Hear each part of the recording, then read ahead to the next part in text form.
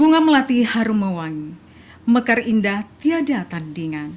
Selamat datang di podcast Pemilu Cerdas hari ini, tempat kita belajar menjadi pemilih bijak dan berwawasan. Assalamualaikum warahmatullahi wabarakatuh.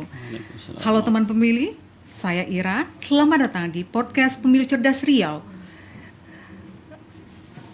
Suara edukasi kepemiluan bangsa dalam berdemokrasi. Hari ini kita akan berbicara tentang topik yang sangat penting dalam penyelenggaraan pemilu, yaitu data pemilih akurat, pemilu sukses.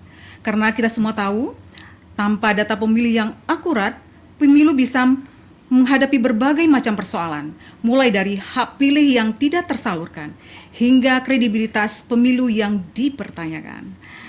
Hari ini kita sudah kedatangan narasumber yang sangat spesial. Beliau ini merupakan salah satu yang memiliki peran penting dalam pengolahan data pemilih di KPU Provinsi Riau.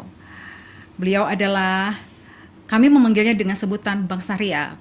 Dia selaku operator sistem informasi data pemilih KPU Provinsi Riau yang telah berkecimpung di dalam Sidali ya Bang, Sidali selama 5 tahun, kurang lebih 5 tahun. Apa kabar Bang Syahrial? Alhamdulillah baik ya Bang. Oke, terima kasih Bang atas waktu dan kesempatannya telah hadir di podcast kita pada hari ini. Kita bincang-bincang santai ya Bang. Menurut Abang ini, selama pengalaman Abang menjadi operator Sidali selama ini, mengapa kita perlu data yang akurat dalam penyelenggaraan pemilu? Baik, sebelumnya kita berbicara tentang data pemilih, di mana pemilu itu terdiri dari ada peserta pemilu, ada pemilih, ada penyelenggara. Nah, untuk saat ini kita membahas tentang data pemilih.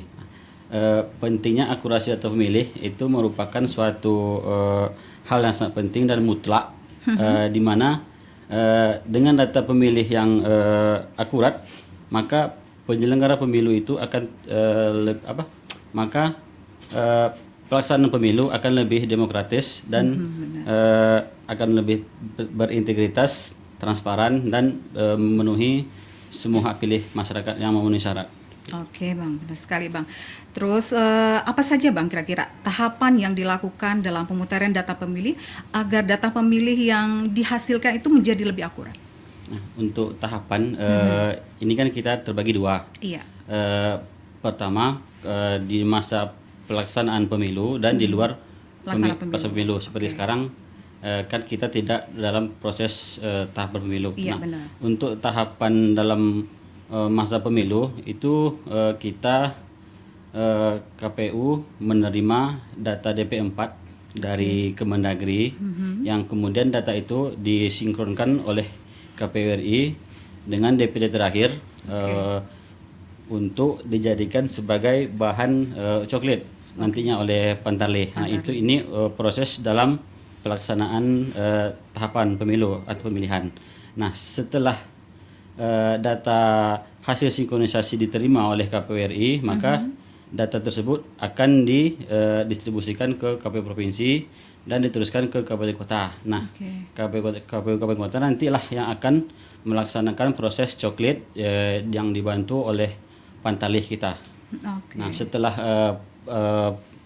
hasil Pantarlih melaksanakan coklat, nah hasilnya ini akan dimutakhirkan menjadi DPS. Nah, setelah DPS keluar dan diumumkan, nah disitulah peran serta masyarakat untuk menanggapi DPS tersebut. Nah, setelah masa tanggapan, maka akan dilakukan lagi pemutakhiran, perbaikan, dan untuk ditetapkan sebagai DPT. Oke, benar Bang. Oke, bagaimana Bang peran masyarakat dalam mendukung akurasi data pemilih ini Bang? Terkait peran masyarakat, sepertinya tidak hanya penyelenggara yang harus berperan aktif dalam menghasilkan data pemilih yang akurat. Masyarakat ini sangat berperan penting. Selain masyarakat itu sendiri peduli akan hak pilihnya, maka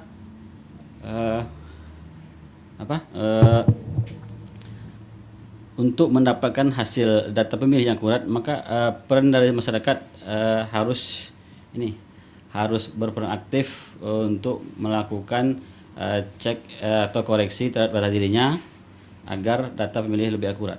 Oke, berarti kita proaktif ya Bang sebagai pemilih ya, mengecek ketersediaan data kita di base-nya data pemilih. Oke, terakhir nih Bang, apa saja nih Bang kendala terbesar dalam pemutaran data pemilih yang selama ini Abang temukan? Apalagi selaku operator Sidali ya Bang. Oke. Untuk kendala yang sering kita temukan adalah adanya data yang boleh dikatakan invalid seperti itu. Invalidnya seperti tanggal lahir yang tidak cocok, NIK yang tidak cocok. Nah, untuk data-data seperti ini kita harus melakukan verifikasi.